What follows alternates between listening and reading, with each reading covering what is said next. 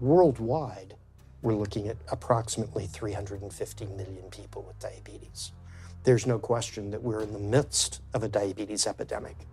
Right now, 1 in 3 Medicare dollars is spent in the care of people with diabetes. 1 in 10 total healthcare dollars is spent on people with diabetes. There's no question that this is a major problem. What in particular is the correlation with the diet and diabetes? I'm not going to get into that. Into diet? No.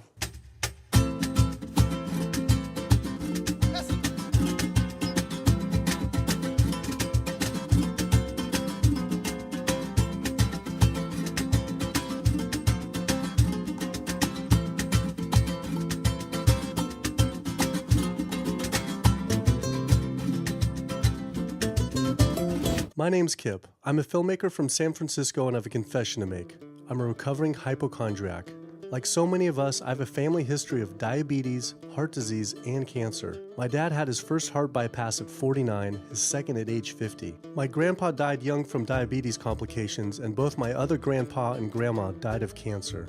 I was always paranoid that I would also get one of these diseases. Like any good hypochondriac, WebMD Symptoms Checker was essentially my browser's homepage. Even in my teens, I took Metamucil every day and a daily aspirin. I read all the latest self-diagnosis books, I ate every multivitamin I could get my hands on, and I was obsessed with bodily functions. I followed all the large health organizations' recommendations for preventing disease.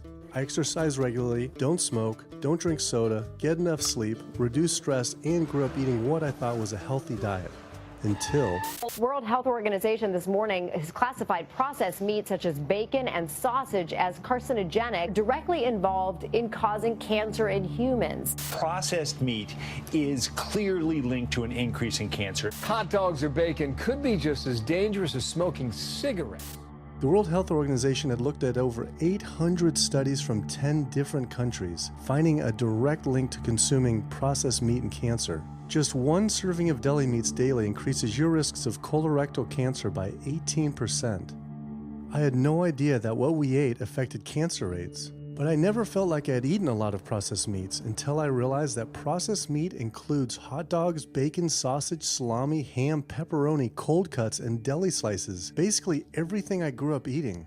The World Health Organization classifies processed meat as a Group 1 carcinogen, the same group as cigarettes, asbestos, and plutonium, and classifies red meat as a Group 2 carcinogen. Was this like I had essentially been smoking my entire childhood? If processed meats are labeled the same as cigarettes, how is it even legal for kids to be eating this way?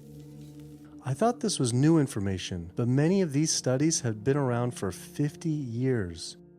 I couldn't believe I'd been eating processed meats virtually my entire life and was just now finding out how dangerous they are.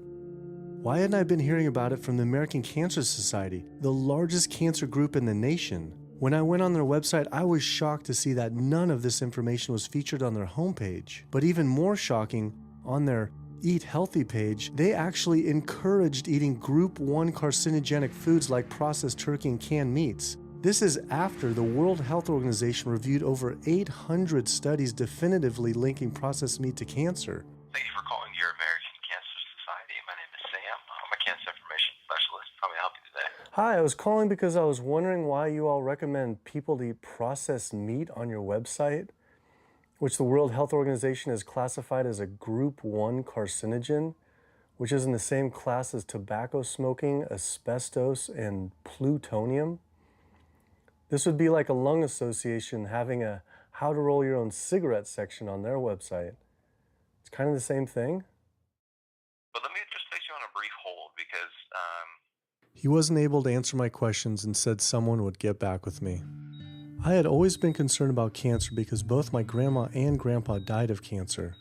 I wondered if things would have been different had they known the link between diet and this terrible disease. In the US, 1 out of every 4 deaths is from cancer. Oh, sweet. American Cancer Society rep confirmed an interview this week. So we just went in for the interview with the American Cancer Society rep, and the security guard said there's no interview scheduled. So I went into my phone, and it turns out last night, after I told her that the interview is going to be about the correlation between diet and cancer, she said she could no longer do the interview. After repeated emails asking why she was declining my interview to simply talk about diet and cancer, she stopped responding altogether. Why would an American Cancer Society rep not want to talk about this?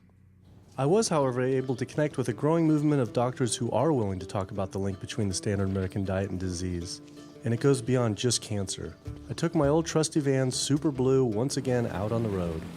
2/3 of adults are now overweight or obese, and we have an epidemic cascade of debilitating disease that's overcoming the country. There's no way we can sustain the current style of care with the epidemic that we're creating with our diet and lifestyle choices. The diabetes, the arthritis, the heart disease, the dementia, the obesity, the cancers are affecting about 70% of deaths. All the data is that those 70% of deaths and morbidity are largely lifestyle related and preventable. Most kids by age 10 in the U.S. already have fatty streaks in their arteries, the first stage of atherosclerosis leading to heart attacks, strokes. Here in American medicine, we operate from the disease model. We are in the business of treating sick people. We are not in the business of trying to prevent people from becoming sick. When you look at chronic disease risk, all the things that we walk around worrying about, actually dietary choices trump smoking when it comes to those risks. If I could deliver one message to the researchers who are looking for the cause of diabetes and the cause of clogged arteries and the cause of high blood pressure and the cause of obesity, I would tell them the answer's in 3 words. It's the food. It's what Americans are eating. Today, with 2/3 of Americans being overweight, clearly there's a food issue. In the next 25 years, 1 out of every 3 Americans will have diabetes. My name's Michael Abdallah. I'm from Atlanta, Georgia, and unfortunately I was diagnosed about 10 years ago with diabetes, and 8 years ago I had 2 stents put in. I don't know where to go, I don't know what to do, you're just like out of options and you don't know what to do. You're taking medicine, you listen to this doctor, and the cardiologist says take this, and the endocrinologist says take that, then your general practitioner doctor says you don't know what's going on here. And it's a real challenging thing, and it's something that you don't want to get. You just don't want to get it. Government and media almost exclusively blame lack of exercise and sugary foods as a cause of diabetes. But I wanted to talk with an actual expert on the role of diet and diabetes. I went to speak with premier physician, diabetes expert, and researcher, Dr. Neil Barnard. What role does sugar play in causing diabetes? It drives me crazy. Diabetes is not and never was caused by eating a high carbohydrate diet, and it's not caused by eating sugar. The cause of diabetes is a diet that builds up the amount of fat into the blood. I'm talking about a typical meat-based, animal-based diet. You can look into the muscle cells of the human body and you find that they're building up tiny particles of fat that's causing insulin resistance. What that means is the sugar that is naturally from the foods that you're eating can't get into the cells where it belongs. It builds up in the blood, and that's diabetes. I had never heard that meat was associated with causing diabetes. We had always been told that sugar or obesity caused it. Renowned weight loss bariatric surgeon Dr. Garth Davis, though, agreed. Everyone thinks that you get diabetic because of carbs. They did a huge study in that EPIC study, 500,000 people. Carbs consumption was inversely related with diabetes. In other words, the more carbs someone ate, the less diabetes they had. But meat was strongly correlated. Get that aha moment. The starches, the carbs are good for you. They're not bad for you. This idea that carbs make you fat is utterly ridiculous. Carbs cannot make you fat in and of themselves. We have storage in our muscles and in our liver for carbs called glycogen. So when we eat carbs, we either store it or we burn it. Now, eat fat, that goes straight to your fat. Your body can't turn those carbs into fat unless you're really overdoing the calories. Obesity, it's a death sentence. You are at much higher risk of getting cancer. You're almost certainly going to get diabetes. I mean, no one wants to fat shame, and we all want everybody to be comfortable with our bodies, but this movement to be comfortable with our bodies has made us comfortable with being sick, and that's a huge problem. I go into the hospital and I look around me, people on dialysis, all these sick people, and just about every disease in there is because of what people are eating. Here's the thing. If I eat a sugary cookie, The sugar lures you in like the Trojan horse, but waiting inside that cookie is a huge load of butter or shortening, and that's what fattens you up, and that's the part that leads to the diabetes. It's the fatty foods, not really so much the sugar. It's not that sugar is good for you. There's no nutrients in it. It's excess calories. But when you eat sugar, you don't get inflammation right away. When you eat sugar, you're not getting plaques forming in your vessels. When you're eating sugar, your body's going to store most of it as glycogen or burn it as calories. And so this focus on sugar has taken all the focus off meat, dairy, eggs, pork, turkey, chicken. People need to understand, if their child gets diabetes, you've just taken 19 years off their lifespan. We're talking life and death. I realized there was so much more about diet and disease that I hadn't ever learned. It felt as if this information had been practically withheld. Processed meat causes cancer. Sugar doesn't cause diabetes. I had doubt about the claims these doctors were making, so I did some searching on my own. Harvard researchers looked at 9 prospective studies finding that just one serving of processed meat per day increased risk of developing diabetes by 51%. The link between eating meat and developing diabetes became undeniable.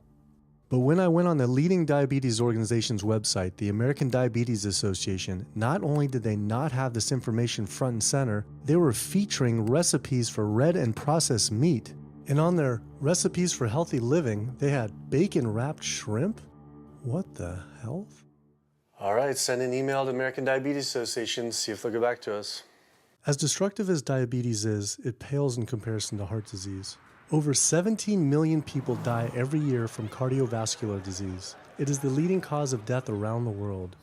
Nearly 1 out of every 3 people will die from this disease. The amount of people who die from cardiovascular disease is the equivalent of 4 jumbo jets crashing every single hour, every single day, every single year. My name is Amy Resnick, and I'm from Swampscott, Massachusetts, a little bit north of Boston. And I recently went to my doctor for asthma because I had a very hard time breathing.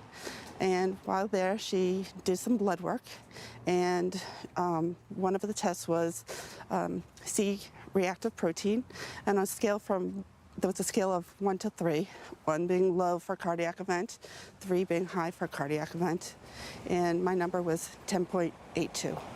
What does that mean? That means I am on the road for a heart attack, and she said probably within the next 30 days. 30 days? 30 days, if I'm going the way I was going.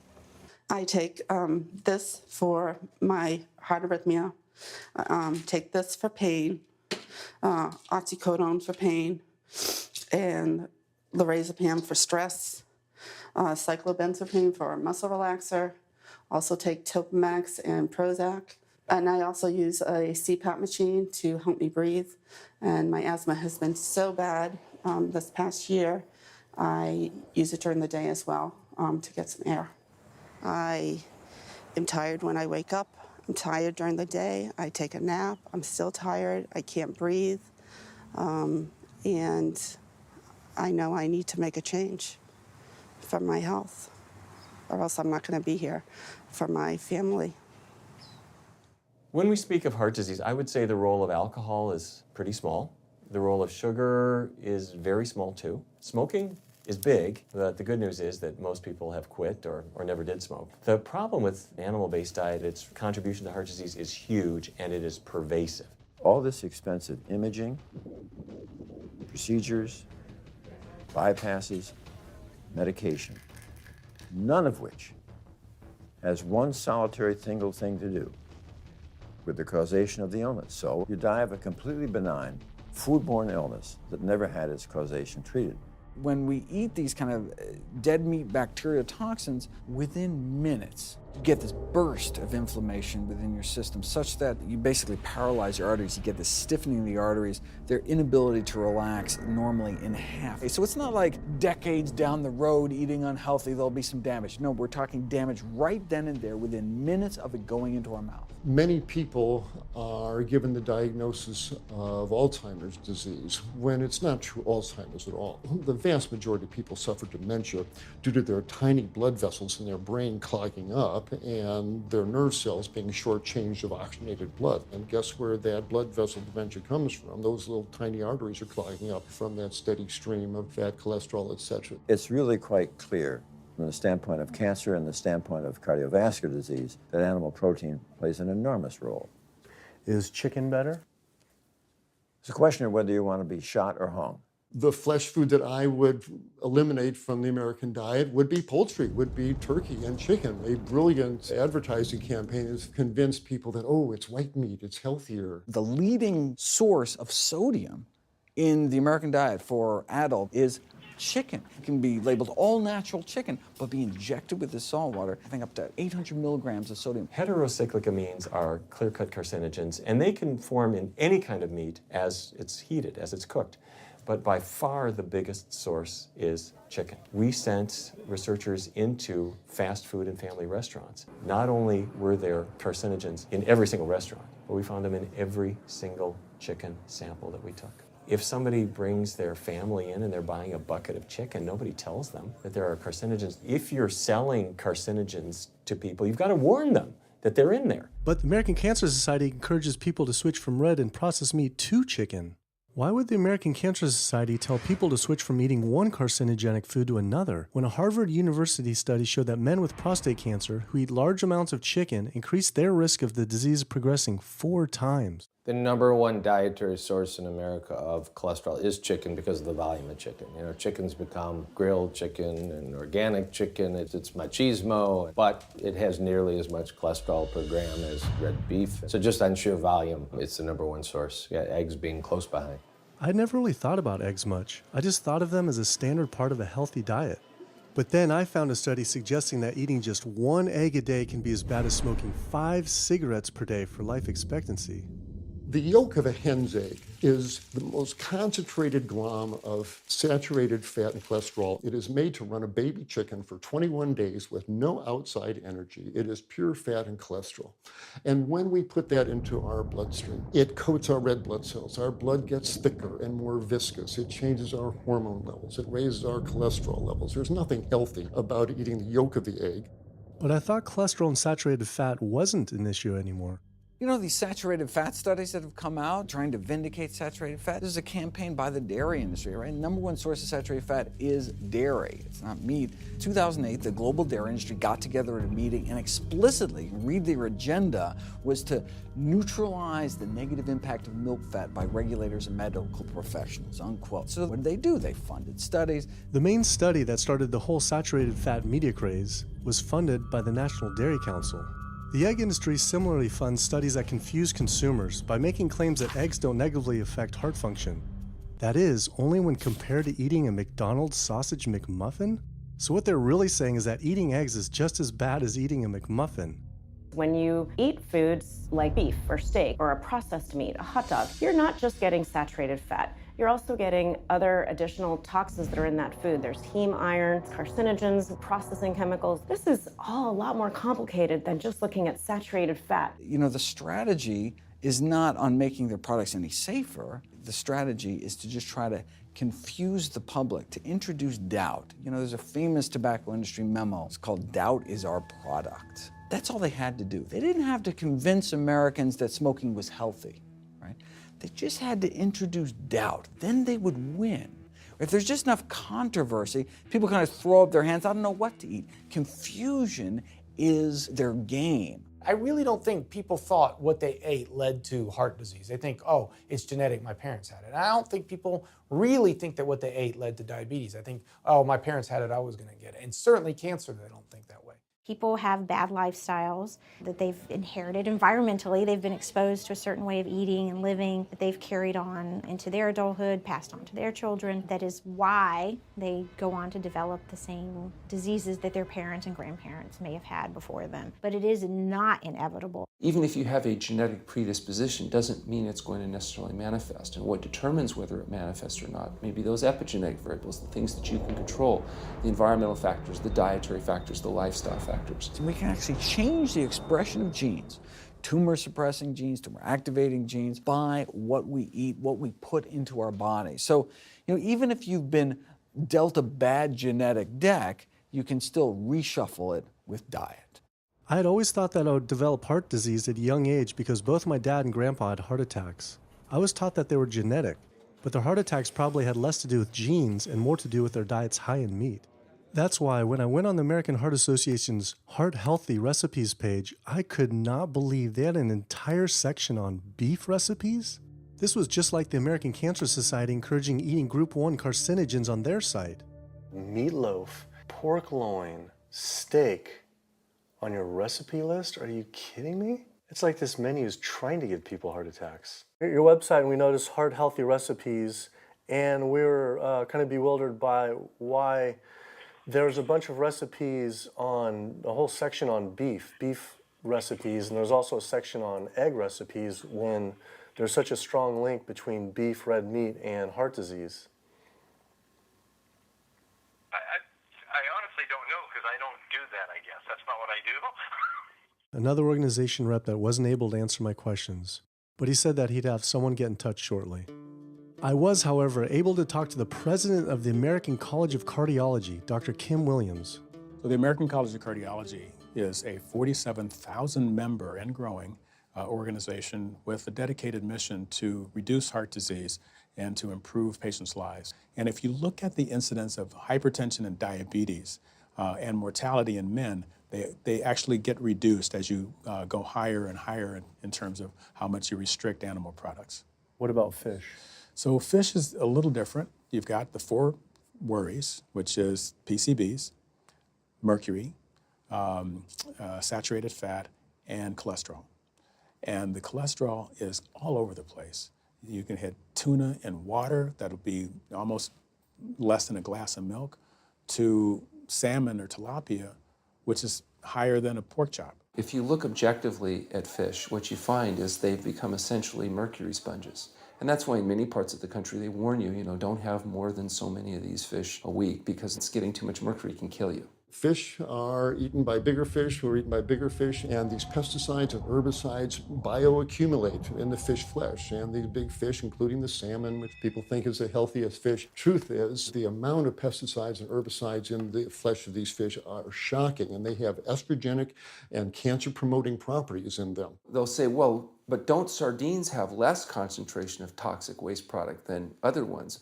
Something being less toxic doesn't make it healthy. It just makes it less toxic. Farmed fish is by no means healthier. All the antibiotics that these animals have to be fed, similar to chickens and turkeys kept in confinement. These fish get infections. They get fungal infections, they get bacterial infections. You've got to feed them antifungals, antibiotics, and these substances accumulate in the fish flesh as well. I always knew that pollution was bad for our health, but I had never thought about the environmental pollutants affecting food.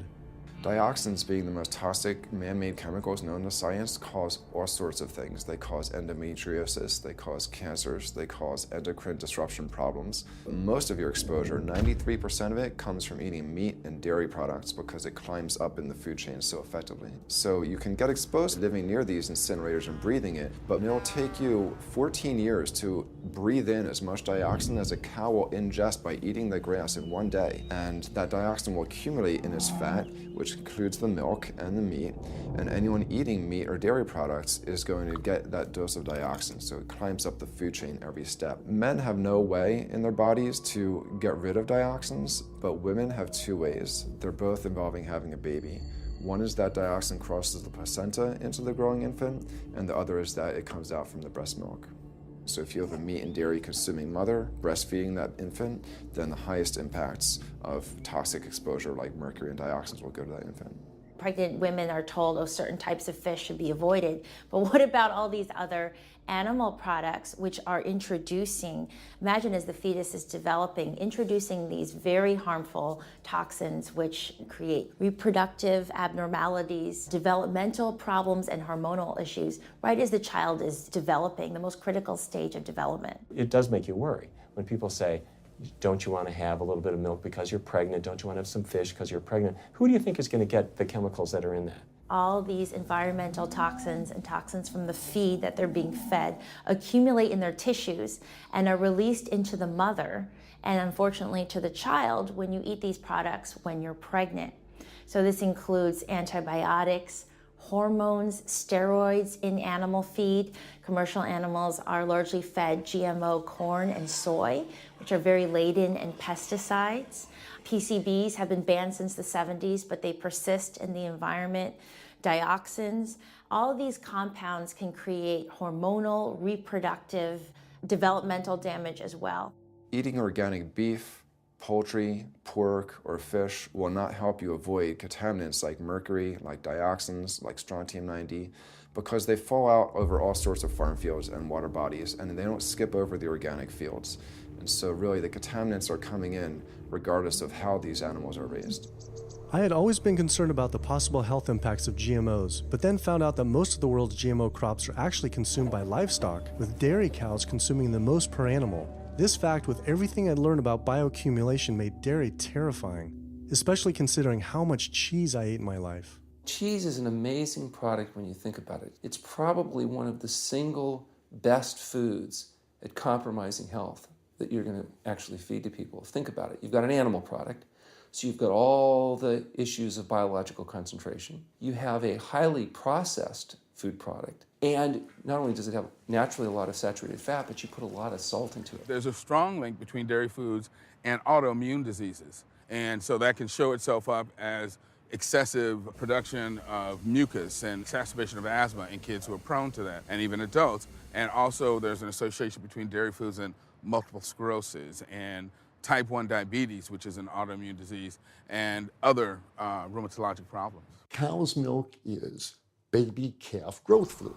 That's what the stuff is. There's absolutely no child or human on earth who actually needs the milk of a cow any more than they need the milk of a giraffe or a mouse. Most people in the world are lactose intolerant. I mean, that's the normal state of affairs. Why would your body create this enzyme to digest lactose after weaning, after infancy? It doesn't make any sense. 73% of African Americans are lactose intolerant, 95% of Asians, roughly 70% of Native Americans, and about 53% of Hispanic Americans are lactose intolerant. Our government is encouraging Americans of color to eat foods that it knows is going to make them ill. Ultimately, what that boils down to is the government is telling me as an African American to eat food that's going to make me ill for no health benefit so that it will benefit dairy farmers as a form of institutionalized racism. Yeah, milk is a risky food for human consumption. As a pediatrician, I see on a daily basis children suffering from conditions that are linked or associated to dairy consumption, such as eczema, acne, constipation, acid reflux, iron deficiency, anemia. Cow's milk protein is the most allergenic food. People think, well, no, I want hormone-free, not injected with bovine growth hormone. But milk is this hormonal fluid, so it's just packed with sex hormones and natural sex steroid hormones like estrogen, progesterone. In fact, doesn't matter if it's conventional milk, doesn't matter if it's organic milk. Milk without hormones, that's an oxymoron. Organic dairy has just as much saturated fat and cholesterol and galactose and all the things that you don't want as conventional dairy. Dairy products in general have a lot of other products associated with it, not the least of which is pus. I mean, they actually have laws limiting how much pus you can actually have in a milk and still sell it. I believe it's like 750,000 pus cells per cc. Because, I mean, you wouldn't want too much pus and it would be like pure pus. People might object. In fact, you could think of cheese as kind of coagulated cow pus, if you would. But I was always told that we need milk for strong bones. I'm Jane Chapman, and not too long ago, finally got some x-rays of the hips and back. Severe bilateral osteoarthritis of the hips. And actually, I'm scheduled for 2 hip replacements. That's bone on bone. It's the grinding of the joints. My stability is scary. I hold on to the walls if I'm at home. I've been told to use a walker. I'm only 61. This is not how you're supposed to live when you're this old. I have a really hard time believing that that's all that's left. Researchers have studied bone development in kids and whether they get stress fractures and that kind of thing. And the kids who drink the most milk have 0 protection. Milk does not build strong bones. Harvard researchers have looked at a large group of older women. Over an 18-year period, the milk drinkers had 0 protection from fractures. So this old notion that somehow milk is going to build strong bones or protect your bones later in life, it's a myth. People that drink milk have higher rates of hip fractures, have more cancer, and live shorter lives. It turns out that countries with the highest dairy consumption also have the highest rates of osteoporosis, so clearly drinking more milk doesn't protect your bones. Doing more research, I found that dairy was linked to many different types of cancer as well. Just like many of us, I thought that the majority of cancer was due to genes, but only 5 to 10% of cancer is actually genetic. Any cancer is caused by a DNA mutation, but that's not enough. So that can cause that first cancer cell, but one cancer cell never killed anyone. 2 cancer cells never killed anyone. But 1 billion cancer cells, now we're running into problems. So we need to reduce the growth factors in our body, like IGF-1. Insulin-like growth factor 1 is this cancer-promoting growth hormone involved in every stage of cancer cell growth and spread and metastases. Any animal protein boosts the level of IGF-1. Dairy products increases your risk for various forms of cancer, especially those related to your hormones. So breast cancer, prostate cancer, ovarian cancer. So this is not a product, even in its most pure state, you want to be consuming because it does come with risk. I found out that dairy can increase a man's chance of getting prostate cancer by 34%. And for women who've had breast cancer, just 1 serving of whole dairy a day can increase their chance of dying from the disease 49%, and dying from anything 64%. Why weren't breast cancer sites like Susan G. Komen warning everyone about this? For calling Susan G. Komen, this is Jocelyn. How may I help you? So we're wondering why you don't have a huge warning about the dangers of consuming dairy on your website when there's a direct link to breast cancer. There was a study published in the Journal of the National Cancer Institute that found out women consuming dairy who has had breast cancer increases their risk of dying of breast cancer 49%. I was wondering why it's not on your website. We cannot answer these types of questions. Once again, another health organization rep saying someone else would have to answer my question. Rather than risk being stood up again, I went straight to the local Susan G. Komen chapter to see if they would answer my questions.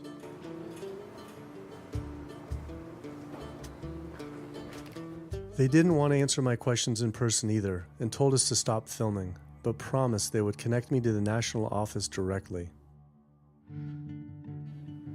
Susan G. Komen's Pink Ribbon campaign had done a lot to raise awareness for breast cancer, although it was confusing to see pink ribbons on dairy yogurt containers.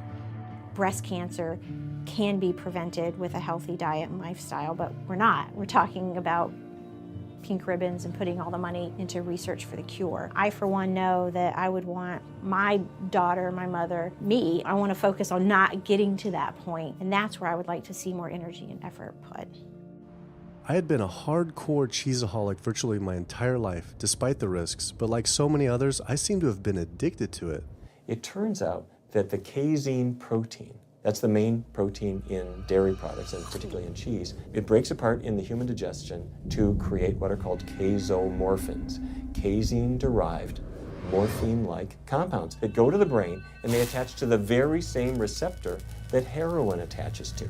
Don't get me wrong, they're not as strong as that, but they are strong enough to make you come back again and again and again, despite the fact that you're gaining weight, you're more unhealthy than you've ever been, but that cheese just calls out to people. Casomorphin may play a role in SIDS, and sudden infant death syndrome, may play a role in autism. This is one of the reasons why we don't want infants drinking milk from cows. Human breast milk has 2.7 grams of casein per liter, compared to 26 grams per liter for cow's milk. That's practically 10 times more. No wonder it's so addictive. This talk about addiction made me think about all the drugs animals are fed. I went to the headquarters of the Center for Food and Safety, the nation's leading FDA government watchdog group, to see how concerned we need to be about drugs in our food. So that we know of, there are at least 450 different drugs that are administered to animals, either alone or in combination.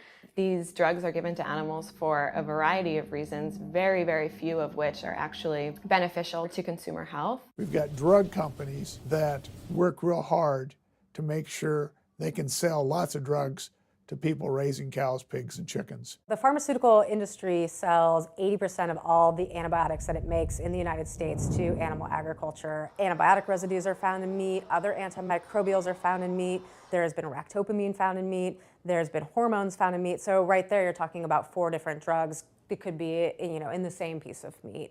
The pharmaceutical company is supposed to show the safety of animal drugs. They're not really testing to see what the impacts of these drugs are on humans. They're really looking to see what the impacts of these drugs are on animals. When we try to get information on some of the health studies and the environmental studies, from federal agencies, we get back page after page of blacked out information because the company claimed confidential business information. Consumers have no idea what is in the products that they consume. So how sick something makes me and how bad it pollutes the environment is a secret for a company. In the animal agriculture industry, as in the tobacco industry, these companies really have a vested interest in making sure that the public doesn't have information about their effects and what risks are really posed to consuming them. Have this system where animals are living in their own waste, they're living next to animals that are sick or even dead, and they're stuck in cages with these animals, that bacteria tends to spread, so that the pathogens that are being created in these filthy conditions are breeding resistance to antibiotics, and the public are becoming exposed to those. We already have people dying from salmonella and other things that you eat. We're having about 3,000 people die every year in the United States. That's more than the number of people that were killed in 9/11 in the Twin Towers in New York. If we had some terrorist organization killing 3,000 people a year, we would be all over it. The antibiotic-resistant bacteria deaths that we have, on top of that, you get 20,000 people dying a year. That's 7 9/11s every year. Can you imagine if that many people were being killed by some terrorist group in the United States every year? We would find them. You know, the World Health Organization has said we're nearing a post-antibiotic era in medicine. You'll be at risk in minor surgeries to have a fatal infection. You'll be at risk going to the dentist if you have a tooth extracted. Or it'll be like Civil War medicine. You get an infection in your leg and you cut your leg off. So you have this very dangerous situation. By crowding these animals in, they become a perfect engine for generating a new flu virus that can come out into the community. If you lived near a swine spray field, not even the CAFO, but the waste disposal field, you were 3 times more likely to have a MRSA infection. You can't see how it impacts the average person's life in Duplin County, North Carolina, and not be a little upset about it. From an environmental standpoint, from a community standpoint, from all other aspects, North Carolina, we're in a state of emergency. We've already had bouts of swine flu, or H1N1 as they prefer to refer to it. That particular swine flu incident was originated on a farm here in North Carolina. There's approximately the same number of hogs in North Carolina as there are people. Between 8 to 10 times the amount of feces is produced by a hog, an adult hog, as compared to an adult human. 10 million pigs in North Carolina produce the waste equal to 100 million humans. This is the equivalent of the entire U.S. eastern seaboard flushing their toilets into North Carolina. But there is no waste treatment. The pigs' waste falls through slats in the floors of the sheds they are forced to live in. It is then pumped into giant waste pits, which leach into rivers and streams, and is pumped out unfiltered onto fields, further polluting the environment and neighboring health. When you go back and you look at where these hog facilities are located, there's a disproportionate number of them that are located near communities of color, low-income communities. It is definitely a human rights issue. My sister, she have asthma, and you know, her brother, he have asthma. He's 3, and we don't know what she might have. I have asthma, I have sinus, I have sarcoidosis, that's the bacteria, and I have a pacemaker, which is 6 sinus syndrome. But you know, mostly everybody in this neighborhood got asthma or either cancer. My neighbor there died from cancer probably just last year. My nephew down the street, he's got cancer. He's in terminal cancer, stage 4. Not a smoker, not a drinker. And it's not in his lungs. It's in his lymph nodes. But see, if you live here and saw the way they do, you wouldn't eat no pork. Well, I don't eat bacon because I know where it comes from. When they die, they go into a box and they decompose because they swell especially from the heat. A truck come and pick them up, take them to the processing plant in Rose Hill, ground them up into feed, and feed it back to the hogs. If I come out this door, if he's spraying there, it's gonna come in my face.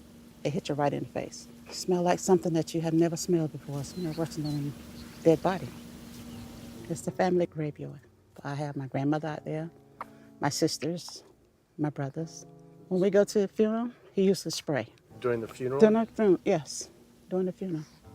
Yeah, he spray. And when the people come, everybody be closing their nose up, saying how it stink. They can want to have a cookout on Sunday, he'll spray. Do you think he does it on purpose? I think so, because he just sprays Sunday. He always sprays Sunday. And in most of these area, hog houses and turkey house is in the black area or the Hispanic area. It's either or. Do you think it's also a civil rights issue? Yes, yes, I do. Yes, I do.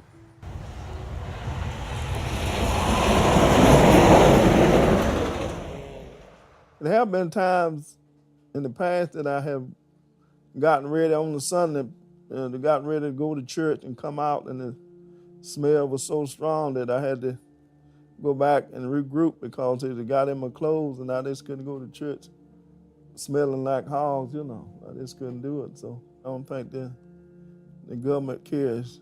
They care more about cooperation than do people, individuals.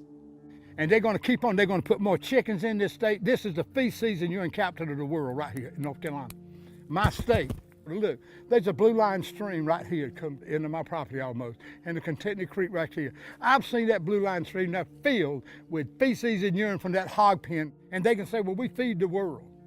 They're not interested in feeding the world. They're interested in making money. You take the money away from it, they'll let the folks starve. Because if you want to feed the world, you can feed the world with more corn, using corn and wheat and stuff like that, and you can meat. Meat is a luxury item. When we're doing things that hurt other people, we're wrong. But a lot of good people will sit there and eat bacon knowing that it's causing someone else to be very unhappy. I woke up the next morning to find the Burden River had experienced another massive fish kill from the pollution running off hog farms. Tens of thousands of fish were washing up on shore. All this talk about health, I realized that I was only focused on personal health. But health started to mean so much more to me. It was about health of my family and our communities. I couldn't under good conscience support an industry that I knew was harming others. Pollution from animal agriculture isn't just an issue in North Carolina, though. Raising animals for food produces more greenhouse gases than the entire transportation sector. It is a leading cause of rainforest destruction, species extinction, ocean dead zones, and freshwater consumption.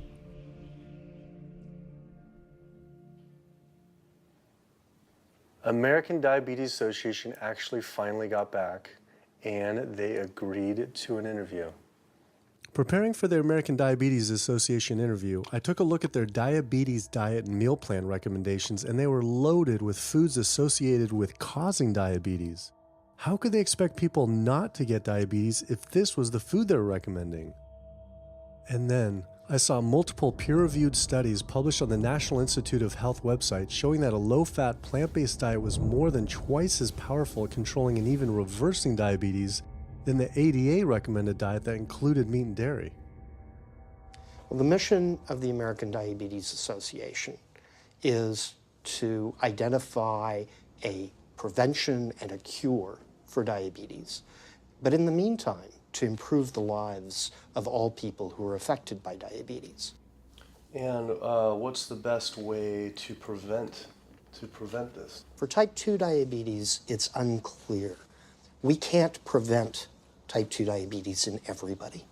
When we're doing the research, we came across a lot of studies that said that you actually could potentially cure or reverse diabetes with a purely plant-based diet. I don't believe there's sufficient evidence to demonstrate that. How does it compare to the ADA diet that you recommend? We don't recommend a specific diet. We recommend healthy eating. The one that's on the website. We recommend healthy eating. There is. Do you have a whole? You have a whole list of exact day-to-day, the meal plan, the whole meal plan? All they are selections of foods to consider. We do not have a diabetes diet. But with that selections, that you consider that plan compared to a plant-based plan? No one's done that study. We found actually some studies, that a 74-week study found that low-fat vegan diet versus the ADA plan in type 2 I diabetes. think we're done here. I'm not gonna get into an argument about. Oh no, I was just wondering the studies of if this is true or if it shows that. any diet works. Any diet works if people follow it. But if it's a diet that's not the proper diet, like if anyone follows a diet that they eat I can't tell you what a proper diet is. I can tell you what an improper diet is. So then we can talk about the good diets. I'm not sure why. I'm not going to get into that. Into diet? No. Why not? If that's where you want to go with this, I'm sorry, I'm not the person that you should be talking to. And why is that though? If that's what you want to get into, I'm not the person you need to be talking to. Who do we talk to about diet? You can talk to anybody you want. But that's interesting though. Why not recommend a diet? Because the data don't exist to support it. But if we see data that we looked up that supports it with, like, you know, the NIH, in Europe, the European Association of Studies. We're done. I'm sorry. I'm not going to get into that argument with you. No, it's not an argument. I'm not going to get into the argument. Why is it an argument? It's just talking about in European study of diabetes and other places that have studies, why... There are lots of studies. Why is it even an argument? There are lots of studies in the literature, many of which have never been replicated or, frankly, are wrong. That's why we do peer review, okay? The European Association of Study of Diabetes has been peer reviewed? Or I don't know what study you're referring to, and in the absence of being able to see that study, I'm not going to comment. I could show it to you. I'm sorry, I don't have the time for that. I just don't understand why it's an argument, though. Okay.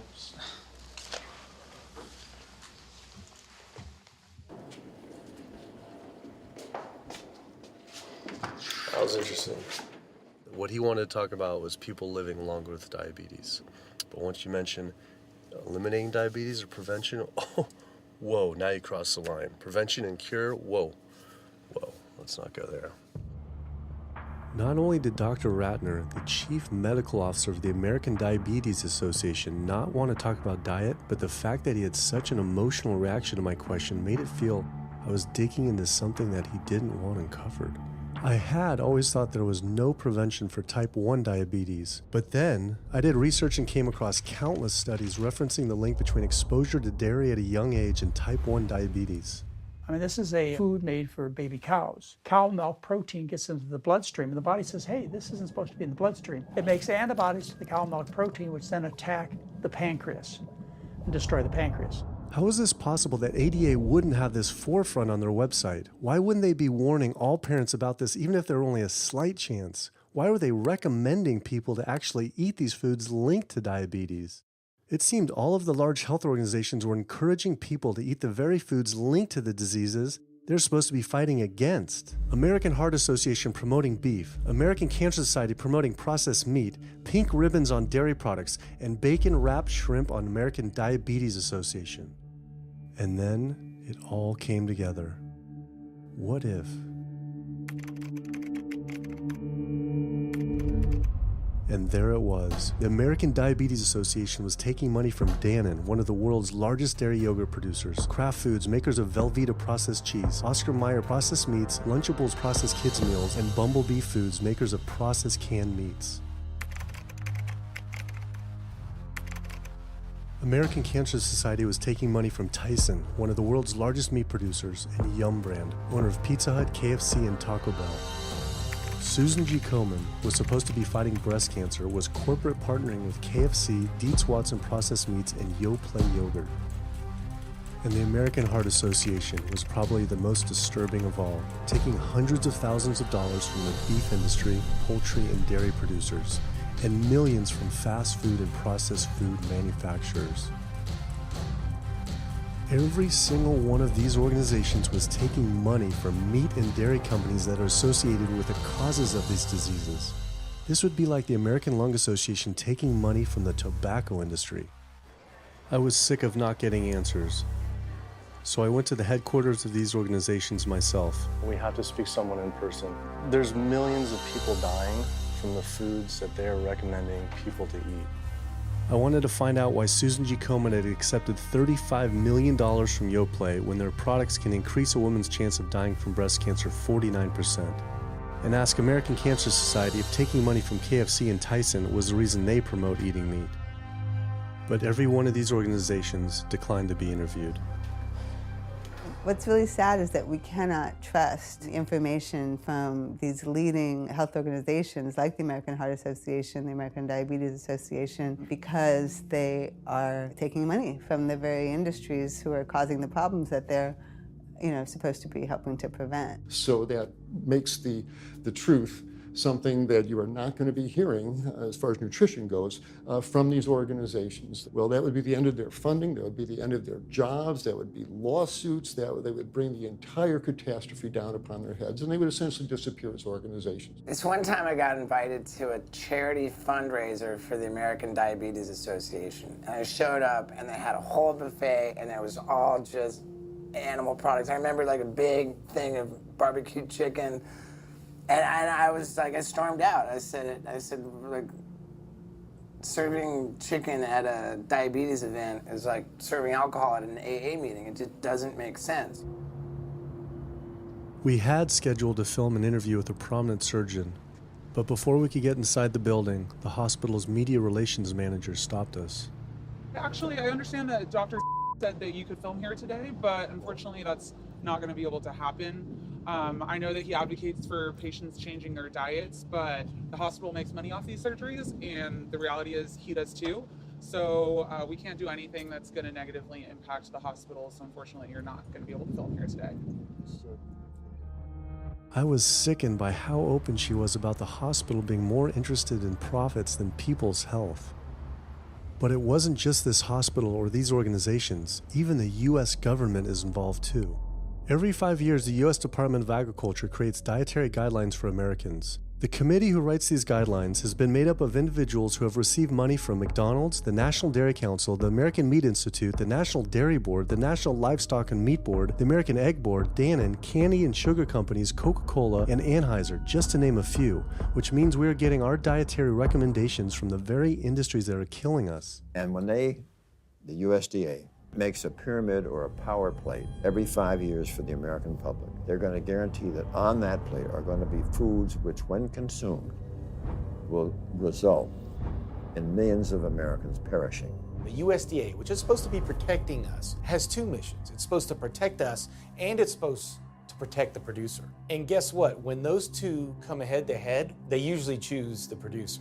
In internal documents uncovered by Dr. Greger, the USDA admitted that eggs cannot legally be called nutritious, low-fat, part of a balanced diet, low-calorie, healthful, healthy, can't say it's good for you, or even safe. Yet they still promote these products to the American people through federal checkoff programs. If you ask somebody if they've heard of a checkoff program, the odds are they haven't, although daily they are seeing the messaging that these programs produce. So checkoff programs are responsible for the messages that we see on TV, on the internet, on bus billboards and magazines that say things like, milk, it does a body good, or milk life, beef, it's what's for dinner, pork, be inspired, the incredible edible egg. The dairy checkoff program gave $12 million to Domino's to just market cheese-heavy products. And this is the USDA, this is the government. If you've seen those ads for the Pizza Hut pizza, the stuffed crust, or a pound of cheese, those are all government advertising schemes for the industry. How can we put more cheese on beef? How can we put more milk in a coffee? Things like that to just drive consumption of these just unbelievably unhealthful products. So McDonald's, for instance, has 6 people staffed full-time, according to records we've found, whose salaries are paid for by this government program, but funded by the producers who are regulated by it. And these 6 people sit there at McDonald's headquarters and just come up with ideas. Triple cheese decker McCheese muffin stuffed bacon cheese slider? With extra cheese? Nice. Yes. You don't think of it on a day-to-day basis that these are government programs. The Wendy's bacon double cheeseburger, government program. The steak fajita at Dunkin' Donuts, government program. You would just never think that this just pure garbage from a food standpoint is coming from a federally funded program. That's one of the things that makes checkoffs so incredibly creepy, is that it is our government telling us, eat more beef, drink more milk, eat more cheese, eat more pork. One of the very effective ways that the dairy industry promotes its products is to reach children because kids are impressionable, they're going to be consumers for their entire lives, and you might as well get them while they're young. So dairy spends at least $50 million promoting its products in public schools throughout the country with posters with people with milk mustaches and messages like milk it does a body good or milk life. Targeting young people, right? The tobacco industry had to keep replacing their customers who are dying with new customers. The meat industry knows they have to target young people. That's why we have these foods in schools and marketing messages at a younger and younger age for kids to get hooked on all the wrong kinds of foods. So there's all kinds of parallels. School districts where processed meats are all over the place. Maybe it's going to be bacon on the menu, sausage, hot dogs, or a pepperoni pizza. Any of those things are processed meats, and those are pretty much the worst of the worst with a direct link to colon cancer. And yet you have every day in the schools meal items with processed meats. If the Surgeon General puts warning labels on tobacco because of their cancer risk, why aren't the same warning labels on meat? Based on the publicly available data, we know they spend at least $557 million promoting their goods through checkoff programs. We know that they spend at least $138 million lobbying Congress. We expect that they spend a good deal more than that in figures that simply aren't publicly disclosed. The industry's lobbying power is so strong that they can create laws and push through legislation that doesn't benefit Americans in any way, such as ag-gag laws that criminalize whistleblowing or photographing abuses by this industry. Activists in the U.S. can be charged as terrorists for disrupting the profits of any business that uses animals under the Animal Enterprise Terrorism Act, to the even more ridiculous ones like cheeseburger laws. A cheeseburger law is a law that says a plaintiff cannot recover against a manufacturer, distributor, or retailer on the theory that the food made the plaintiff obese or caused an obesity-related disease. Cheeseburger laws are a direct response to a problem that the tobacco industry has had. Big Tobacco has paid $400 billion to state Medicaid programs. Cheeseburger laws proponents say, we don't want to see the same kind of thing happen to the meat and dairy industries. The fact that these laws are based on a model template called the Common Sense Consumption Act is actually ironic because what they're saying is you, the consumer, should have the common sense to know that our food is bad for you. I've often typified the meat industry to people who maybe don't understand its power and reach as it's got all the money of big tobacco and big pharma, and it has the personality of the National Rifle Association. So any little thing that comes up, man, they beat it to death. Robert Martin wasn't exaggerating. When the profits of the egg industry were threatened by egg alternative company Hampton Creek Foods, extremely disturbing emails were uncovered by Ryan Shapiro and Jeffrey Light. We uncovered documents demonstrating the American Egg Board considers Hampton Creek, quote, a crisis and major threat to the future of the American egg industry. The American Egg Board considers a successful egg replacer company to be such a threat that they joke on their government email addresses about murdering the CEO. In internal government emails with the heads of the egg industry, they suggest having the CEO of Hampton Creek, Josh Tetrick, murdered, including a menacing email from the executive director of the American Egg Board.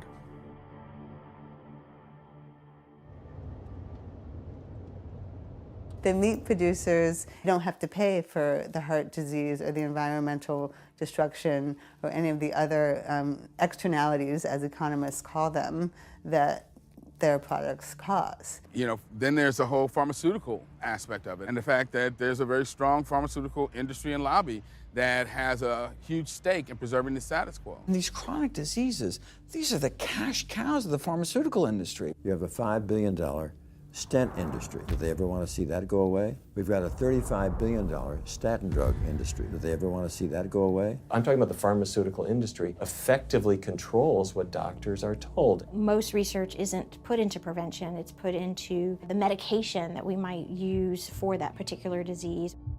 I'm on 2 different high blood pressure medicines, 6 asthma type medicines, even after 4 years of shots. And then another medicine to help take care of side effects from some of those medicines. I'm on high-level antidepressants, a couple of different pain meds for my back and hips. I'm taking about 16 drugs, not counting the insulin in the morning. I take insulin morning, insulin night, 32 to 34 units of insulin. Lantus to be exact. Some of these meds are for diabetes. This is for peeing. I have to use this for my prostate, and then I have to use this for the heart, and I have to use this for blood pressure. And it's just on and on and on and on. The doctors are telling me this is what I've got to do for my whole life, and it's frustrating, and it's very stressful, and I don't know how long my liver's going to last taking all this stuff. Under conventional medical treatment, whether it be for autoimmune disease or even conditions like high blood pressure or diabetes, you're told that you have to take drugs. And not just for a week or a month or a year. You're told you have to take drugs forever. You're guaranteed that if you follow your doctor's advice, you'll be sick forever. You'll never get well. That's the guarantee. Because the strategies are all about manipulating the symptoms, not dealing with the underlying cause. You come in with that diagnosis, you get a bunch of pills that have nothing to do with the disease causation, or you get these procedures that have nothing to do with disease causation. It's a deception to say this pill will help you unclog your arteries, this one will save you from a stroke. No, it doesn't. The people who take the statins, etc., they still get their heart attacks, they still get their strokes. This does not reverse disease. This does not make plaques smaller. This is a fraud of massive proportions. In the US, treating chronic disease such as heart disease, cancer, and diabetes is a $1.5 trillion industry. That's the GDP equivalent of the 10th richest country in the world. I went back and dug deeper into the health organization's funding, and there it was again. These organizations were accepting millions of dollars from pharmaceutical companies that are making billions of dollars from the very same diseases these health groups are supposedly trying to end. It seemed like a major conflict of interest, unless ending these diseases isn't really the goal. The pharmaceutical industry spends more money on lobbying than any other single industry. Just like animal agriculture, they are so powerful they write their own laws that have had activists imprisoned to silence them. Government's in bed with anyone that gives them the most money, which is the pharmaceutical industry, which is the animal ag industries. Like, they are pumping the government full of money and resources, and in return the government's giving them what they want: subsidies, imprisoning activists that go against them. And I think it's quite telling that these industries are working so hard and spending so much money to criminalize people for simply taking a picture, for simply recording what's going on inside of these facilities and making it known to the public. They're behind walls, they're underground, they're in these secret facilities that no one knows about. But if they did, they would be shocked and outraged. And I think people would not want to think that their pharmaceuticals, that their food are coming from these places. And that's why I think the ag laws are what they are, is because they are trying to silence people into not speaking out and not showing the truth. I finally realized how deep the collusion truly is between government and these industries, and how dangerous it could be to expose them. These concerns intensified after meeting the USDA whistleblower who revealed mad cow disease in the U.S. meat supply. USDA operates like the military. So when I got on TV and that, right away USDA sent out memos to all the veterinarians and food inspectors. If anybody from the media ever contacts you, do not talk to them. Refer them to Washington, D.C., and we will talk to them. So right away, shut up everybody. American public should be very concerned about this, what's going on with USDA. Here in the United States, we have at least 4 cases of mad cow disease, but I'm almost positive there's more cases than that, but the government isn't looking for it. So what you're saying is that there could be already mad cow disease in humans. Right, and I think a lot of it was misdiagnosed. With the Alzheimer's or dementia, it takes several years, you see the progression, but to make it easier, these doctors just sign off on it as dementia or Alzheimer's without actually taking a biopsy of the brain to see if it's that, or is it actually a prion disease like Creutzfeldt-Jakob disease or mad cow disease. Do you think it's safe to eat meat? I personally don't think it's safe to eat it because of the fact how the line speeds are increasing, and also our inspectors are not well trained enough. At the present time, the line speed now is going about 220 cows an hour. That gives you about somewhere around 4 cows per minute, so that's 15 seconds per cow. These dangerous slaughter speeds means that animal waste ends up everywhere. Testing shows 88% of pork chops are contaminated with fecal bacteria, 90% of ground beef, and 95% of chicken breast sample contain animal waste bacteria. There is nothing clean about eating this way. But it just isn't waste, it's also pus-filled infections. You can see there's a bump or some kind of abscess underneath the hide. Most of the time when the hide's pulled off, Either that will open up the abscess and the pus will come out, or if it's deep-seated, when the inspectors are doing their work or the company employees, they might stick their knife into an abscess and it explodes all over the place. I had heard enough. I was utterly disgusted by the corruption, the greed, the disease, and the abuse I was learning about. The very animals we were killing us and the planet.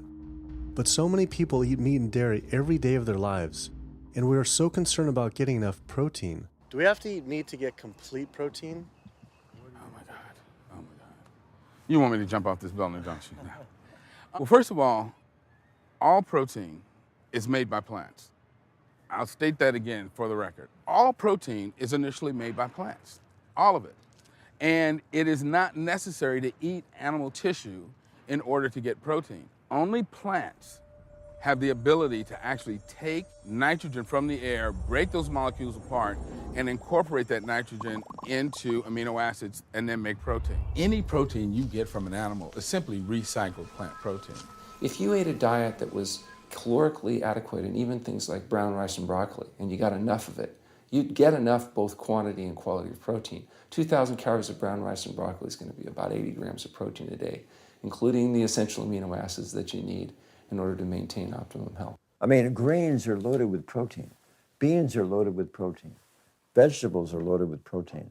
You really want to get your protein from plants because plant proteins have a much more beneficial effect on our physiology. The funny thing about protein is most Americans get about twice the amount they need.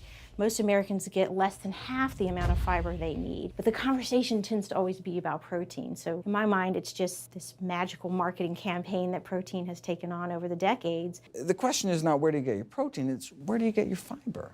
I have never in my professional career seen a protein deficiency. I've never seen someone come in eating normal amounts of calories and they're protein deficient. You just don't see that. So human milk has the lowest protein content ever in any species ever tested. I mean, that's the fluid that's been designed by evolution over millions of years. And that's just like the perfect food for human babies, right? Perfect food, lowest protein content any other mammal. And so it gives a sense of kind of protein requirements for food. Anything. So then rat milk, ape milk, donkey milk, any milk has ever been tested. And you hear this a lot in bodybuilders. They're like, well, I need, chicken, or I need fish to be, to be strong, to build muscle tissue. That is utter nonsense. The largest, strongest terrestrial animals on the planet are all herbivores. The biggest, strongest animals are all herbivores. When we bring in people and they're on meaty diets and we transition them to a plant-based diet, we always track what they're eating. Their vitamin intake goes up.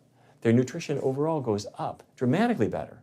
And these same people might worry in advance, will I get the nutrition that I need on a plant-based diet? The fact is, you're not getting the nutrition you need on a meat-based diet, and you're going to get dramatically better nutrition on a plant-based diet. For an average-sized guy like myself, I need about 56 grams of protein a day. That's optimum. Probably I really need 30 to 40 grams a day. Diets that are really high in these protein create diabetes, create heart disease, create cancer, create the diseases that I'm treating on a daily basis. But this is the opposite of what all the high-protein diet fads say. The food you eat determines the bacteria that live in your gut. While you eat animal flesh every day, you are summoning up bacteria that eat carnitine. And those bacteria will turn that carnitine into a molecule called trimethylamine. Your liver then turns that into trimethylamine oxide. That's a molecule from hell. That molecule drives cholesterol into the artery walls. And the people who are consuming this flesh-based diet are contributing to plaque building up. They may lose weight on this diet, and that's good. But what's happening inside your arteries, paleo friends? What's happening is that plaque is building up, and these are the folks who dropped dead at the gym at 39. Boy, he was lean and he looked really good. But where is that cholesterol going? It's going into your artery walls. So I believe these paleo folks are setting themselves up for an epidemic of clogged arteries, colon cancers, autoimmune diseases. This is not a healthy diet. We are not carnivorous apes. Humans' closest living relatives are chimps, who get 97% of their calories from plants and the remaining 3% mostly from insects. Comparing the anatomy of true omnivores like bears, who eat both meat and plants, to frugivores like primates, who eat almost exclusively plants, the differences are pretty clear. Frugivore teeth have flat molars for chewing plants, where omnivore teeth are serrated for stabbing and tearing flesh. Frugivore jaws can move forward and back and side to side. Omnivore jaws cannot. Omnivores have much stronger stomach acid for digesting meat compared to less acidic stomach acid of frugivores. The intestines of frugivores is 9 times their body length compared to 3 times for omnivores. This is because meat will putrefy in the gut unless it is moved through quickly. If humans were indeed true omnivores, we would need to change our physiology and appearance quite a lot. But we fit every requirement of a frugivore. We may behave like omnivores, but anatomically, we're frugivores. Human beings, unlike bears and raccoons, and to some extent dogs, don't have that mixed anatomy and physiology that you see in the true omnivores, and thus we are not true omnivores. In humans, the canines have become really small and rounded and actually function like accessory incisors. They're utterly useless for ripping and tearing anything other than an envelope. So the idea that the mere presence of the canine somehow means that we're supposed to eat meat is silly. He was right. I always thought my canines were for meat, but what kind of animal could I actually kill and eat raw with these tiny teeth? The thought alone was disgusting. I mean, everybody loves a smoothie made with fruit and even some vegetables, but if you think about putting a fish or a piece of beef in a blender and grinding it up, the thought is absolutely repulsive. All these diseases I had learned about were from eating a diet our body wasn't designed for. What would happen if we started eating a diet our body actually was designed for? The data is crystal clear that you can stop and reverse heart disease with plant-based diets. Scientifically shown, I've seen it in my own patients. People who adopt low-fat plant-based diets can actually reverse their heart disease, and that literally means watching the plaque start to go away, something they didn't think could happen. My experience with patients is, and those studies show, that when people adopt a fully plant-based diet, their cholesterol levels plummet within a few days. And if you do blood tests in a couple of weeks, you'll see dramatic improvements. Yes, your numbers are going to look great within a week or two. Your cholesterol can come crashing down. In fact, if you're on medications, your doctor may have to pull off your blood pressure medication so your blood pressure don't drop too low because it can work too good. Like that, the side effect is not having to take drugs. In a groundbreaking study published by Dr. Esselstyn following patients suffering from cardiovascular disease, 99.4% were able to avoid major cardiac events by going plant-based. Because it's not just heart disease. It's hypertension, it's diabetes, it's strokes, it's heart attacks, it's several of the autoimmune diseases, lupus, asthma, GERD, osteoporosis. I mean, there's a multitude of diseases, even rheumatoid arthritis. It can be so dramatic. When you see these poor souls with just absolute crippled with rheumatoid arthritis go plant-based, then they come off their medication. I wanted to follow up with Jane Chapman, who had been suffering from severe osteoarthritis, and I could not believe what I saw after only a few weeks of fasting and changing her diet. So it's so amazing. See, like this only a few weeks later. I know. From going from the walker, needing wheelchair assistance at the airport, to strolling down the street, enjoying the fresh air, the sunshine.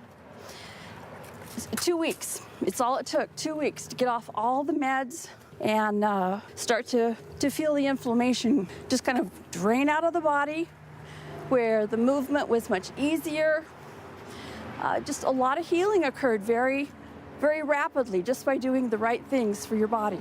When you're treating diseases with drugs, you know, there's one drug you take for cholesterol, a different class of drugs you take for high blood pressure, different class of drugs you take for diabetes. But with diet, a plant-based diet affects all these diseases, one diet to kind of rule them all. The impacts of eating this way go far beyond ourselves. By getting rid of heart disease alone, we would save up to $48 trillion in the USA, 3 times the US GDP. Conditions like high blood pressure, you don't have to take the drugs the rest of your life and be sick forever. What you can do is live in such a way that it gives the body a chance to heal itself. We took 174 consecutive patients with high blood pressure, and 174 people were able to lower their blood pressure enough to eliminate the need for medication. For inflammatory bowel disease like Crohn's, the best remission rates ever achieved through plant-based diet. MS, multiple sclerosis, the best results ever achieved compared to any medical, surgical, any kind of intervention was a plant-based diet. You can see that with every sequential reduction in animal products, people live longer, they have less heart disease, they have less cancer, they have less diabetes. You can actually take human cancer cells, you put them in a petri dish, and you can drip the blood of those eating vegan, get about 72% suppression in human prostate cancer cell growth in vitro. They wanted to try this again with women and breast cancer. So they said, let's see what a plant-based diet can do. After just 2 weeks, their bodies cleaned up. You drop their blood on the same carpet of cancer cells. You can clear off the whole plate. This is after just 2 weeks eating healthy, which raises the question, what kind of blood do we want in our bodies? My background is in industrial and systems engineering, and that was my career path for a long time until I got thyroid cancer, and everything changed from there. I decided that I wanted to try alternative methods and treatments rather than have surgery and have my thyroid removed, which meant I'd be on medication forever, and I didn't want that. I just started reading how a plant-based diet can heal the body, and it has worked for so many people. So I immediately just switched to a completely whole food plant-based diet. After a year, the cancer was completely gone, and my thyroid had shrunk to normal size, and I was completely free of that. This was tough to believe. Couldn't this all just be from eating healthier though, like no sugar? Turns out Dr. Walter Kempner from Duke University back in the 1940s was reversing some of our worst killer diseases with diet alone. And the diet he was using was not only strictly plant-based, but it was made up of white rice, fruit, and table sugar. And he was reversing diabetes, he was reversing malignant hypertension, reversing heart disease, the diabetic complications, reversing diabetic blindness. So these people basically had death sentences, went to him, and were given basically sugar, this horrible diet, but it was strictly plant-based. If this information had been around since the 1940s, why don't all doctors know this? We're not taught about the power of food in medical school. No one is taught that the changes that we make with our diet are probably the single most powerful thing we can do to determine our destiny. It trumps our genetics. Why isn't your doctor telling this? Odds are your doctor never learned any of this. In fact, there was even a bill introduced just mandating physicians get 7 hours nutrition training every couple years, just to kind of stay on top of it. And who came out against that? The California Medical Association. Even the family physicians, the surgeons, all the mainstream medical groups came out opposed. It's 7 hours, that's a lot, even if it's over 1 4-year period. So they're not just kind of neutral, but they're actually actively opposing nutrition education. Ironically, when patients come to doctors with questions, they assume that the doctor knows something about nutrition, and so it's kind of a double whammy that doctors haven't been taught much about nutrition. Why don't we hear about this from dietitians when nutrition is their entire specialty? Turns out the American Nutrition and Dietetics Association puts out nutrition fact sheets written by the industries themselves. The industries pay $20,000 per fact sheet and explicitly take part in writing them. So you can learn about eggs from the egg industry, and you can learn about lamb from the lamb industry. This would be like learning about the benefits of smoking from the tobacco industry. When people are eating meat, I think of it as a bit like smoking. It's sort of Russian roulette. You may not get diabetes, but your chances of getting diabetes, about 1 in 3. You may not get cancer, but your chances, if you're a man, about 1 in 2. A woman, 1 in 3. Your chances of gaining weight, 2 out of 3. It's not all diet, but most of it is. The best thing that you can do to make sure that you empty all those bullets out of the chamber and you're not taking risks with your health is to get the animal products out of your diet and eat healthy foods. I came to True North to help me with my asthma and to lose a little weight, and it's amazing. Just in 2 weeks of changing my diet, don't have to take any asthma medication, no antidepressants, no pain medication, no heart medication, nothing, no medications at all. And it's just incredible. I was taking Oxy and Advil, and I was taking 800 milligrams of Motrin 3 times a day just to get through the day because I was in so much pain. And now, nothing. Wow. Nothing at all. 2 weeks. 2 weeks, So 14 days. All that medication, you're completely off. Completely off everything. It's just been so frustrating to me because I went to so many different doctors for help, and I tried so many different medications to help me with my asthma, and nothing helped, and I was stuck on the couch for the last 10 months, unable to breathe. And now in 2 weeks' time, 14 days, I'm off my medication, and I can breathe, and I feel good, and I can walk. My life has changed, and it only took 2 weeks of a whole plant-based diet. That's incredible. Yeah. That is incredible. It really is. That's amazing. It really is. I feel so blessed and so good and just so happy to be doing this, and I'm hoping that I can be a role model for other people and not be pushy about it, because everyone's going to do it in their own time. But thank God my time is now. So. Thanks. Thanks. As powerful as Amy's story was, I knew for some, eating 100% plant-based would still seem extreme. I think there's this sense that everything's okay in moderation, right?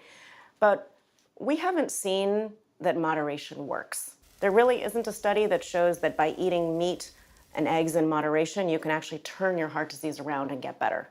But I know people who've given up meat and they felt sick. Yeah, it's unlikely that anybody's symptoms are caused by a dead, decaying flesh deficiency. The lack of highly processed animal food products in the diet is not going to be associated with the causal factor about why they're sick. There is going to be a reason why they're not feeling well, but that's not going to be one of them. So I've had people go vegan and they come back to me and they're like, I'm hypothyroid and my doctor says I'm hypothyroid because plant-based diet makes you hypothyroid. I'm like, so what does your doctor tell all his meat eaters that are hypothyroid? Boy, what's an animal flesh or dairy that you can't get in plant-based?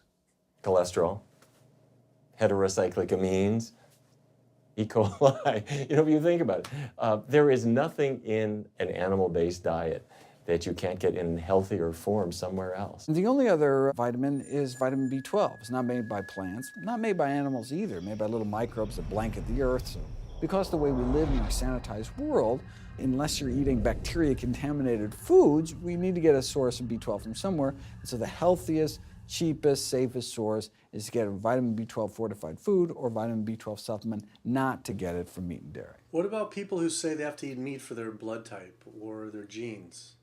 I mean, it's like I need meat because I'm a Capricorn, or I need meat because I have an A+ blood. I mean, it's like, what do you say? No one has to eat meat. I mean, there's no vitamin, mineral, nutrient that you can't get from non-animal sources. Valentine's Day, I decided to go vegan and give up all meat, which was never in my thoughts in a million years, but I've heard so much success from people that are vegan. And so I gave up all animal products whatsoever. I've lost 29 pounds. I've been able to cut my meds in half. I've been able to cut my insulin in half. And now I'm going for the moon. I'm going to cut it all out. In the last 6 weeks, we've just had 3 grandchildren. And my ugly face is going to be around to see them graduate from high school and college. I'm going to be here. My mission is to let everybody know you do not have to suffer from diabetes and cancer and heart disease because someone in your family had it or because the doctors are telling you this is what's going to happen. You can take charge of your health and have a positive outcome just like I did. The reason I'm so committed to this is, my grandmother had diabetes and I didn't know what I know now about healing the body. And if I did, I feel like she could have lived at least a few years longer. And so it's in her honor that I do what I do. Because I could save someone else's grandmother, aunt, uncle, father from that, So I'm excited about getting the message out there. There's a common belief that eating plant-based is expensive. Not at all. It can be done in a very inexpensive way where you buy foods that are in season and you shop in the bulk bins, and that saves a lot of money. You can eliminate a lot of your expenses on your grocery bill by not buying meat and dairy because those things are expensive. Our meal plan for a family of 4 is $25 per person in the family. 2064 is your total. 2064, whoa. That's for an entire week of food. Really? An exploding movement of elite athletes are utilizing vegan diets to heal injuries, speed recovery times, and enhance their performance. Before I was vegan, I was only bench pressing 315 like 5 times. Then after going vegan, I was doing 400, 425, 465. And I was like, oh my God, this is amazing. I'm vegan and I'm bench pressing 465 pounds. This is ridiculous. And as soon as I went vegan, tendinitis started disappearing. My strength in my right arm started coming back. High blood pressure was going down. You can't be strong and be dying on the inside. That's not strong. That's weak. That's really weak because yeah, you look big and strong on the outside. Yeah, big man. No, but your heart's crying for help on the inside. You're dying. I'm a professional parkour athlete, a two-time world freerunning champion, and more recently I got into Ninja Warrior where I'm captain of Team Europe as we won USA versus the world. For something like Ninja Warrior and parkour specifically, you really need to have a good strength to body weight ratio. So I was carrying mass that I really didn't need. And when I went vegan, I lost 15, 20 pounds. I was more agile, I was more efficient, more stamina in my body. Just that extra bit of pop that I didn't have before, it just gave me that extra strength. So this is a very vibrant way to live. It can enhance you as an athlete. For me, 100% better athlete than I was before. It unlocked a whole new chapter of my training. The science is there, the health is there, the athletes are there proving that you don't need to eat dead animals to be strong, to be healthy. I started working out when I was 47 years old. All the muscles you see, I gained as vegan. I gained 15 pounds of muscles on my body, eating all plant-based vegan foods. All the aches and pains in my body, it just went away. Because I'm not ingesting so many inflaming foods, the acidic foods that animal products are. Gorillas, rhinos, and elephants, they all get their muscles and strength from eating plants. That's what I do. I travel all around the world for my surfing, and I've always been able to eat vegan. I feel like if you want something, you can make it happen. I just don't make any excuses. I would never not be vegan now that I know all the benefits and now that I know how it feels to be vegan. Every aspect of my life has been improved by adopting this lifestyle. I feel better, I perform better athletically, I sleep better, my energy with my kids is better, my focus at work is better, everything is better. My skin cleared up, kept myself trim for 9 years now doing this. All I can tell you is that I felt and I continue to feel better than I ever felt before. My friend Jason Lester and I were the first people to do this challenge called Epic 5, which entailed doing 5 Ironmans on 5 Hawaiian islands in under a week. An Ironman is a 2.4-mile swim followed by a 112-mile bike and then running a marathon, 26.2 miles after that. So we did 5 of those in a row on 5 different islands in a little under a week. Yeah. You almost die? Yeah. Did you die? So I guess the famous question, where did you get your protein in there? From plants. Like so many people, I was looking for excuses not to change my diet. But once I finally did, I felt liberated. Within days, I could feel the blood running through my veins with a new vitality. Within weeks, I felt a transformation throughout my entire body and mind. Not only could I survive on a purely plant-based vegan diet, I could thrive. I felt amazing. I competed in my first marathon in 6 years, training half the amount and beat my personal record by 23 minutes. Less than a month later, I did my first full Ironman. Although I could possibly get away with eating a little bit of meat and dairy without ill effects to my personal health, I could no longer willingly support an industry I knew was causing so much suffering to communities, families, and all life on the planet. A whole new world opened up. I felt whole again, connected to a greater sense of what true health is, and where true health doesn't end with me, but begins with us. If people adopted a plant-based diet, the changes we would see in our individual health, in our national health situation, and in this physical environmental world we live in would be so profound. I mean, today, you can say, I'm not going to eat that stuff anymore. It's one thing that I can do myself personally to make a difference. It will give you a greater sense of well-being and happiness when you know that, one, you're not destroying your health every time you sit down to eat, you're not promoting cruelty, and you're not damaging the earth. I don't want my gains to be at the detriment of the planet of other things. And yet, I'm not weaker, I'm stronger. That's the beauty of it. When you're altruistic, when you make choices for the greater good of others, it comes around, benefits me as well. It benefits us all. Studies show that we can not only survive, but we can thrive. I just feel this is a great way to live, not harming other beings when we can be healthy and happier. I love it. It's a great life. I never thought that I could feel this good at this age, and I just want everybody to feel this way.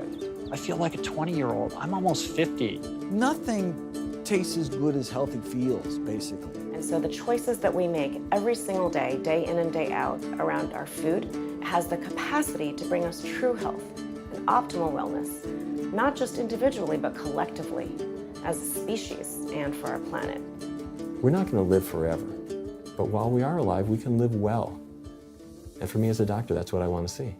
Where there's a will, there is a way. believe that.